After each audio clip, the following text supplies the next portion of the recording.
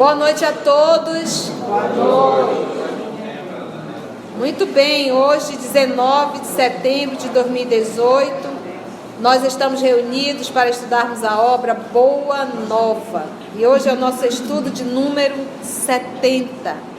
Iremos começar o capítulo 23, intitulado O Servo Bom. Rogamos que o nosso Senhor Jesus, o amor de nossa vida, possa estar presente, nos intuindo, nos inspirando, através dos nossos amigos espirituais. Nós vamos primeiro mergulhar num texto de Lucas, capítulo 19, versículo de 1 a 10. Zaqueu. E, tendo entrado em Jericó, ele atravessava a cidade, Jesus. Havia lá um homem chamado Zaqueu, que era rico e chefe dos publicanos. Procurava ver quem era Jesus, mas não o conseguia por causa da multidão, pois era de baixa estatura. Correu então à frente e subiu no sicômoro para ver Jesus que passaria por ali. Quando Jesus chegou ao lugar, levantou os olhos e disse-lhe: Zaqueu, desce depressa, pois hoje devo ficar em tua casa. Fecha aspas. Ele desceu imediatamente e recebeu com alegria. Jesus nunca tinha visto Zaqueu. E ele olha e diz o nome. Zaqueu, desce depressa, pois hoje devo ficar em tua casa. Ele desceu imediatamente e recebeu com alegria. À vista do acontecido, todos murmuravam dizendo: fofoca paralela. Foi hospedar-se na casa do pecador. Ele era um cobrador de impostos. Ele era chefe dos publicanos. Fofoca. Zaqueu, de pé, disse ao Senhor: Senhor, eis que dou a metade de meus bens aos pobres. A metade. E se defraudei a alguém, restitui-lhe o quádruplo, 4 vezes mais. Jesus lhe disse: hoje a salvação entrou nesta casa. Jesus é Yeshua, e Yeshua quer dizer salvação. Ele fez aqui que hoje Jesus entrou em tua casa. Hoje Yeshua entrou na tua casa. Hoje a salvação entrou na tua casa. Hoje a salvação entrou nesta casa, porque ele também é um filho de Abraão. Com efeito, o Filho do Homem, falando dele, Jesus, veio procurar e salvar o que estava perdido. Então, quando ele olhou para Zaqueu, solicitou que ele descesse rápido, porque Jesus naquela noite estaria na casa dele, iria se hospedar, porque isso era um costume da época. Jesus conhecia o coração de Zaqueu. E Jesus não exigiu absolutamente nada de Zaqueu. Tudo veio de Zaqueu. Ele disse: olha, Senhor, se eu devo a alguém, vou restituir. Vou compartilhar os meus bens, a metade eu vou dar tudo. Isso partiu dele. Então, ver Jesus fazendo esse movimento e ir até a casa de Zaqueu, disse: olha aí, indo conviver com pessoas de má vida. Então, é nesse ambiente, é nesse clima que vai ser esse capítulo, Servo Bom. Vamos lá? O servo bom. a condenação das riquezas se firmara no espírito dos discípulos. Olha aí, primeira informação. A condenação das riquezas se firmara no espírito dos discípulos. Começaram a condenar a riqueza. Isso estava ali firme na concepção dos discípulos, com profundas raízes. Não era algo superficial, não. A tal ponto que, por várias vezes, foi Jesus obrigado a intervir, de maneira a pôr termo às discussões injustificáveis. Eles começavam a discutir mesmo. E Jesus tinha que intervir. Oh, meu Deus, olha onde Jesus vai amarrar a cruz dele. O que é amor, né? Por isso é que ele largou as 99 e veio atrás da uma ovelha que se desgarrou, que somos nós. Então, por várias vezes foi Jesus obrigado a intervir de maneira a pôr termo a contendas injustificáveis. Imagina nesse clima aqui, Jesus está entrando aonde? E tendo entrado em Jericó, ele atravessou a cidade, e imagina os discípulos ali tudo acompanhando. De repente Jesus olha para o sicômoro, para a árvore, diz: Zaqueu. Aí um já olhou para o outro, os discípulos: desce que hoje eu vou ficar contigo. Você está vendo o que Jesus está fazendo? Vai ficar comigo rico. Imagina, olha a lição que Jesus dá.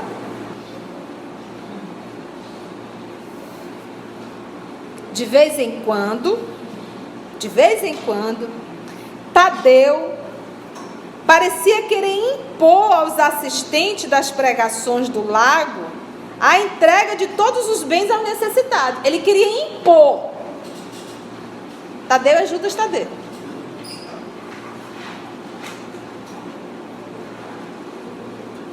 Jesus impôs algo ao Zaqueu?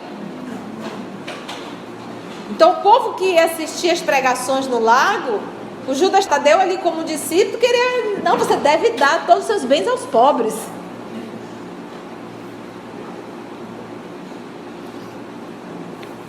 Deixa eu ver aqui no quinto capítulo, voltar só para a gente ver a posição de Judas Tadeu. A gente sempre recordar, logo no início.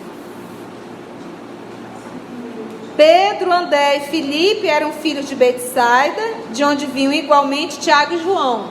Tiago, o irmão de João, Tiago maior, descendente de Zebedeu. Levi, Tadeu e Tiago. Então esse Tadeu aqui é o Judas Tadeu. Então ele era irmão de Tiago menor e irmão de Levi, que é o Mateus. Lembrando que Levi, Mateus, era também um cobrador de impostos e era rico. Levi, Tadeu e Tiago, filho de Alfeu, e sua esposa Cleófas, parenta de Maria. Então Judas Tadeu, Tiago menor e o Levi eram parentes de Jesus. Porque ele diz: filho de Alfeu e sua esposa Cleófas, parenta de Maria. E Judas Tadeu aqui fazendo isso. Lembro que eram parentes de alguma segundo, não sei de que grau. A mãe deles era parenta de Maria. Logo, eles também tinham parentesco. Bora lá. Então já sabemos quem é Judas Tadeu, qual o meio que ele está inserido, de quem que ele é irmão. De vez em quando, Tadeu parecia querer impor aos assistentes das pregações do lago a entrega de todos os bens aos necessitados. Filipe, vamos ver quem era Filipe, volta lá no capítulo 5 novamente. Pedro, André e Filipe eram filhos da aldeia de Betsaida. No Evangelho é revelado que Pedro e André são irmãos. Mas aqui ele não cita. Mas ele cita que esses três aqui eram de Betsaida. Ok? Então vamos lá. Filipe não vacilava em afiançar que ninguém deveria possuir mais do que uma camisa. E olha, Filipe era de Betsaida, provavelmente também um pescador. Entendeu? Provavelmente. E esse era mais radical ainda, era só uma camisa, lava, sopra e veste de novo. Filipe não vacilava em afiançar que ninguém deveria possuir mais que uma camisa, constituindo uma obrigação tudo dividir com os infortunados, privando-se cada qual do dispensável à vida. Gente, é isso que nós temos que entender. Todo o estudo que nós fazemos, por exemplo, eu aqui estou na condição de mediar. A gente pega o texto, a gente lê e comenta. Mas eu não tenho direito de olhar para Francisco e dizer: Francisco, tu tem que mudar. Aqui nós estamos comentando os textos. Eu não tenho esse direito, eu não posso chegar. Por isso é que o estudo, quando nós estamos estudando, o estudo não é para o outro, é para o Filho do Homem. Entendeu? É para o Filho do Homem. Esse estudo serve para mim. Então, eu não tenho como obrigar do Francisco, mas eu tenho o dever de me obrigar. Por isso é que diz o Evangelho: seja manso, né, para os erros alheios e severo para com os vossos. Então não tem como eu chegar assim: Rosilda, você tem que mudar, você tem que mudar. Não adianta, eu não tenho esse dia, nem Deus faz isso. Estamos no movimento de esclarecer, mas a Socorro, ela pode ouvir o estudo, querer mudar, acionar a vontade e fazer um esforço enorme em mudar, numa encarnação.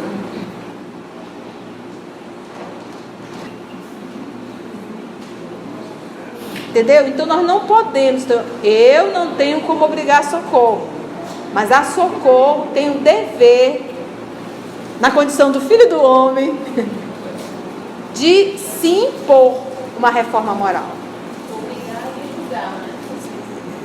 Está sempre se autoavaliando. Ficou claro isso? Aqui eles estavam fazendo qual movimento? Querendo impor ao outro as suas concepções. Porque em nenhum momento Jesus falou nada, Jesus está calado aqui.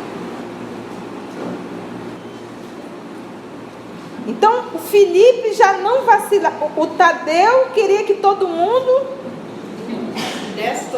desse logo todos os bens ao necessitado. O Filipe, mais radical, ele disse: não vacilava em afiançar que ninguém deveria possuir mais que uma camisa, constituindo uma obrigação tudo dividir com os infortunados, privando-se cada qual do indispensável à vida. E quando o pobre nos surge somente nas aparências? Replicava judiciosamente Levi: conheço homens abastados que choram na coletoria de Cafarnaum, como miseráveis mendigos, apenas com o fim de se eximirem dos impostos. Sei de outros que estendem as mãos à caridade pública e são proprietários de terras dilatadas. Estaríamos edificando o reino de Deus se favorecêssemos a exploração? Olha que interessante. Por exemplo, é muito comum hoje, alguém vem pedir, a gente diz: está usando as crianças para isso, não vou dar não. A gente sempre faz esse processo de julgamento. Então aqui, qual é o movimento dele? Eu sou um coletor de impostos, várias pessoas aparecem lá, fico dizendo que são miseráveis, que não têm condições, que são verdadeiros mendigos, mas eu sei que eles têm posses, mas negam para não ter que pagar os impostos. Aí pergunta Levi: estaríamos edificando o reino de Deus se favorecêssemos a exploração? Uma vez eu ter que aceitar calado a mentira do outro, eu não estaria aí favorecendo a essa criatura? Estaríamos edificando o reino divino nessa criatura? Essa é a pergunta de Levi. E Jesus calado está, calado ficou, só ouvindo. Vem agora quem? Simão Pedro, vamos ver lá. Tudo isso é verdade. Redarguiu Simão Pedro. Entretanto, Deus nos inspirará sempre nos momentos oportunos, e não é por essa razão que deveremos abandonar os realmente desamparados. Então Pedro jogou água na fervura. Tudo isso é verdade, respondeu. Entretanto, Deus nos inspirará sempre, nos momentos oportunos. Levi, porém, não se dava por vencido e retrucava. A necessidade sincera deve ser objeto incessante de nosso carinhoso interesse.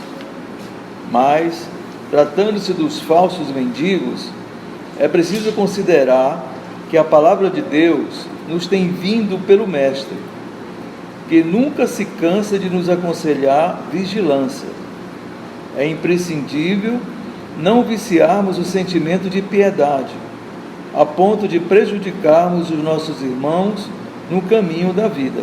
Olha lá, ele pegou agora uma citação de Jesus. Ele foi lá e disse, olha, eu vou pegar a citação de Jesus.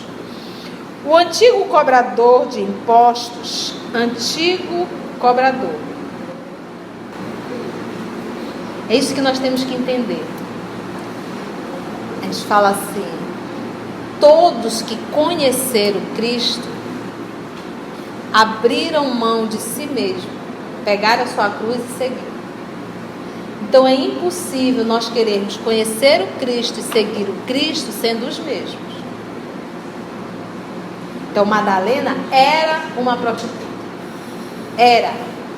A partir do momento que ela decidiu seguir o Cristo, deixou.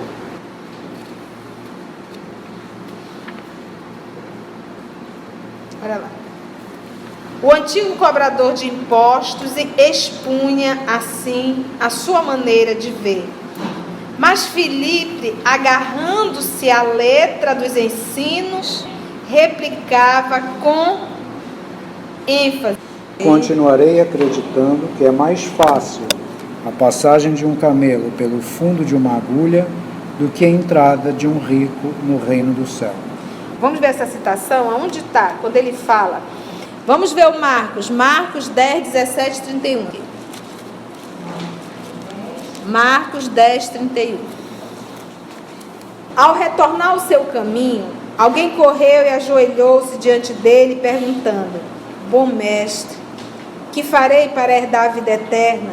Jesus respondeu: Por que me chamas bom? Ninguém é bom senão só Deus. Tu conheces os mandamentos: não mates, não cometas adultérios, não roubes, não levantes falso testemunho, não defraudes ninguém, honra teu pai e tua mãe. Então ele replicou: Mestre, tudo isso eu tenho guardado desde minha juventude. Fitando, Jesus o amou e disse, fitando, ele olhou com ternura e disse: Uma só coisa te falta. Vai, vende o que tens, dá aos pobres e terás um tesouro no céu. Depois vem e segue-me.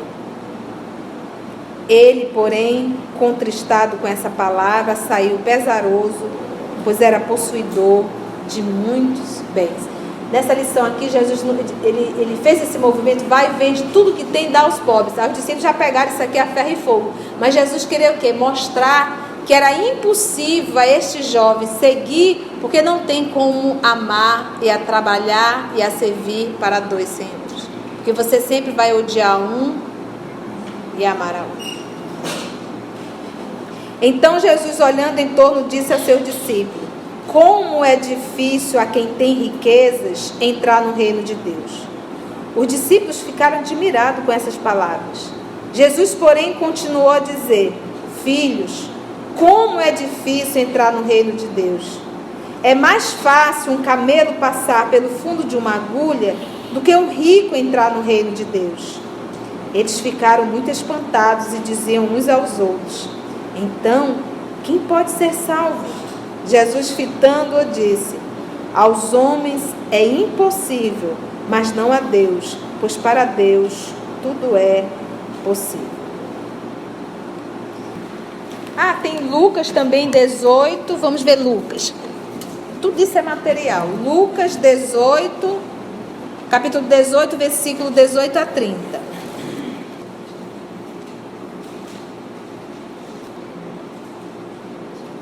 É a mesma passagem, tá? Certo homem de posição lhe perguntou: bom mestre, é a mesma passagem, tá? E não mudou absolutamente nada. Vamos no perigo das riquezas. Vendo, 24, tá? Vendo assim, Jesus disse: como é difícil aos que têm riquezas entrar no reino de Deus.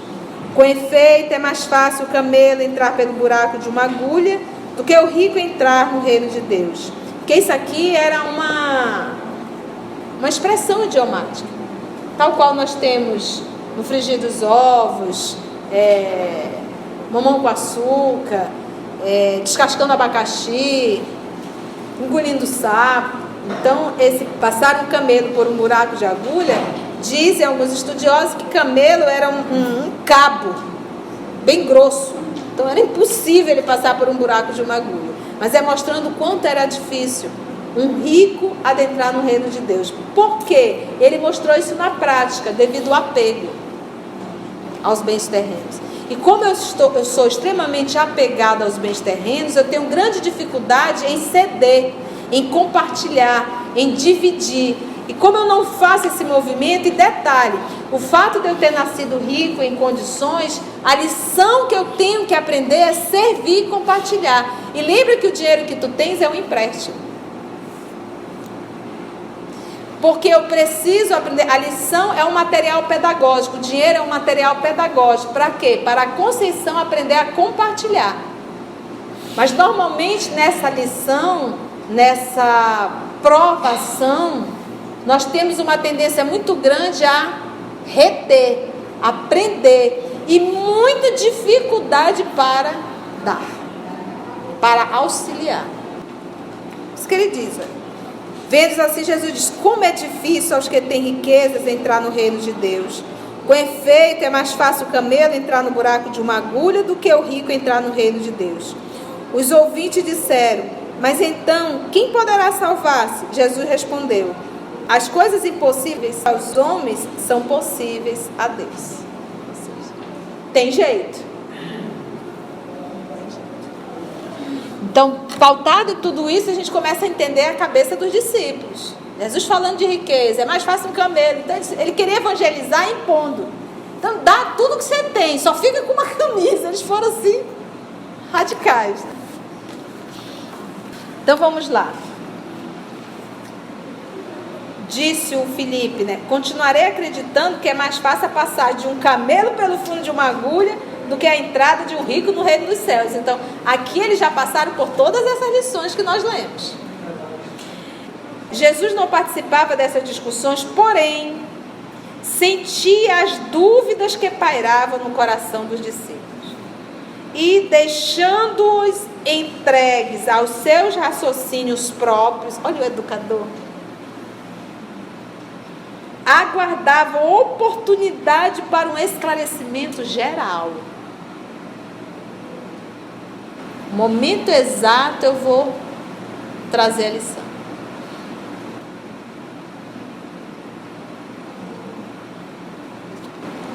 E essa é a lição que mais se fixa, sabe? Às vezes um filho te faz uma pergunta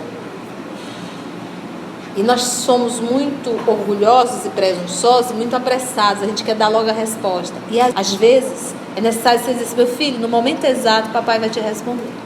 Mamãe vai te responder. Espera a oportunidade na prática e mostra para ele. Por quê? Uma lição envolvida com a emoção, você nunca mais esquece.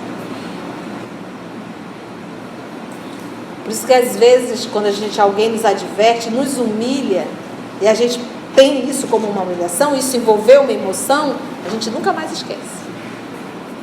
Da mesma forma, aquele professor, lá no primário, que te trouxe uma lição imbuído de tanta emoção, tu nunca mais esquece. Então, tudo que é acompanhado de emoção, a gente não esquece. E Jesus está fazendo esse movimento, quieto, como bom educador. Na hora exata, eu vou dar uma lição geral. Passava-se o tempo e o povo discutindo. E as pequenas controvérsias continuavam acesas. Chegara, porém, o dia em que o mestre se ausentaria da Galileia para a derradeira viagem a Jerusalém, a sua última ida a Jericó. Antes do suplício, era aguardada com curiosidade imensa. Grandes multidões se apinhavam nas estradas. Estava chegando a Páscoa e todos os judeus teriam que vir para Jerusalém. Um publicano abastado, rico, de nome Zaqueu, conhecia o renome do Messias e desejava vê-lo. Chefe prestigioso na sua cidade, homem rico e enérgico, Zaqueu era, porém, de pequena estatura. Tanto assim que, buscando satisfazer ao seu vivo desejo, que era ver Jesus, procurou acomodar-se sobre um sicômoro, levado pela ansiosa expectativa com que esperava a passagem de Jesus. Coração inundado de curiosidade e de sensações alegres. O chefe publicano, ao aproximar-se o Messias, admirou-lhe o porte nobre e simples. Como pode nobre e simples? Apesar da simplicidade da sua roupa, do seu traje, o porte era nobre. Sentindo-se magnetizado pela sua indefinível simpatia. Não tem como eu explicar para você a simpatia dele. Altamente surpreendido, verificou que o mestre estacionara a seu lado. O homem já correu, tinha uma multidão, um monte de gente. Ele sobe uma árvore para poder enxergar. Tu tá achando que o homem vai ver o mundo, mas não vai te ver, tu tá lá na árvore. Aí ele deu aquela parada, aquele homem nobre. Olha, morri.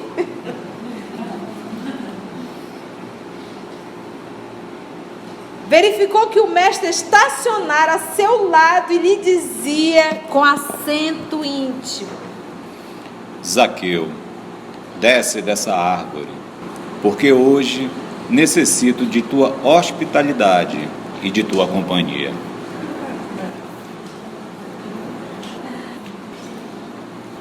Sem que pudesse traduzir o que se passava em seu coração, você acha que o pastor não conhece as suas ovelhas? Ele conhecia o coração de Zaqueu. Naquela multidão, ele escolheu Zaqueu, que era um homem rico. E lembra que ele não está atendendo só Zaqueu, ele está atendendo Zaqueu e os 12 discípulos. Que é exatamente o que os espíritos fazem. Quando as mãezinhas saíam de suas cidades e iam até Pedro Leopoldo, atrás de aliviar a sua dor, como é que os espíritos faziam essa seleção? Nós temos aqui 30 mães que tiveram filhos, que sofreram acidente de carro e foram a óbito. Um desses espíritos, irá se comunicar, e nessa comunicação vai aliviar as 30. Esse era o movimento, dentro da necessidade coletiva. Ele não vem para atender um. Então nesse momento ele atende Zaqueu e atende os 12. E hoje nós entendemos por que ele olhou para Zaqueu, que era um homem o quê? Rico. considerado um homem de má vida.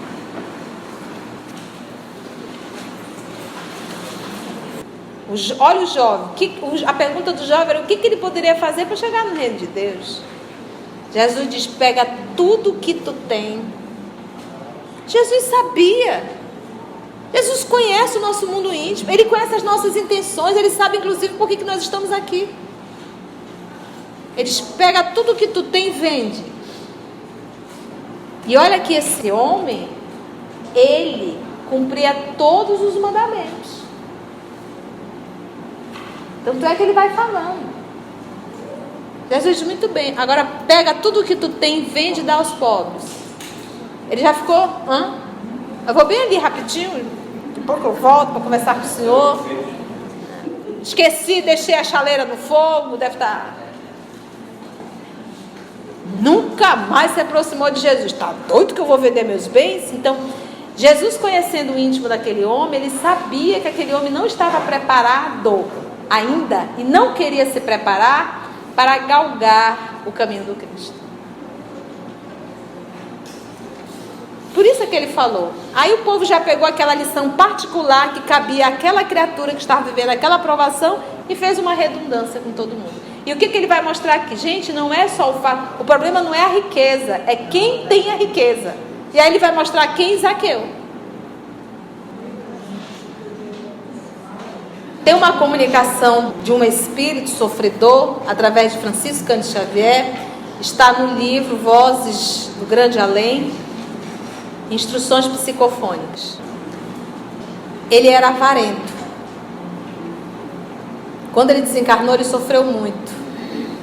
E o sofrimento dele era, olha o que é a cabeça. Tudo que ele tocava virava ouro. Ele começou a sentir fome. Quando ele viu o pão, que ele tocou o pão virou ouro, ele não conseguia se alimentar. Ele conta o sofrimento dele no mundo espiritual. Ele vai retratando as dores dele. Podemos orar? Então, vamos fazer a nossa oração final. Então, vamos juntos, amigos, elevar o nosso pensamento, refletindo sobre as lições do nosso Senhor Jesus.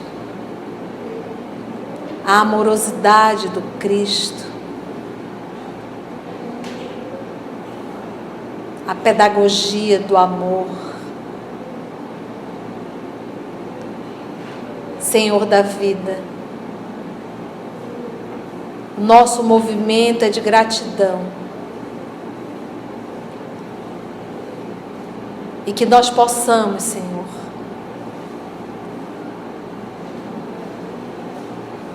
começarmos a amadurecer, aprendendo a fazer pedido não pessoal, mas para o coletivo. Tende piedade, Senhor, da nossa nação. Que as mãos divinas, até mesmo da correção, possa cair sobre a cabeça dos nossos líderes políticos. Que eles possam, Senhor, perceber a responsabilidade que pesa sobre os seus ombros. E que nós, Senhor, na condição de líderes menores, possamos também fazer a Tua vontade de amor, de tolerância, de resignação, aonde nós fomos chamados a administrar, a viver. Que façamos a nossa parte, contribuindo para um mundo melhor. E te agradecemos, amor, por esse momento de estudo, de reflexão, de convivência com os amigos espirituais. E te pedimos a bênção, principalmente ao nosso irmão Humberto de Campos, que aonde essa alma ou esse espírito estiver, que possa receber as nossas flores de gratidão por todo esse trabalho que Ele realizou. Abençoa-nos, Senhor.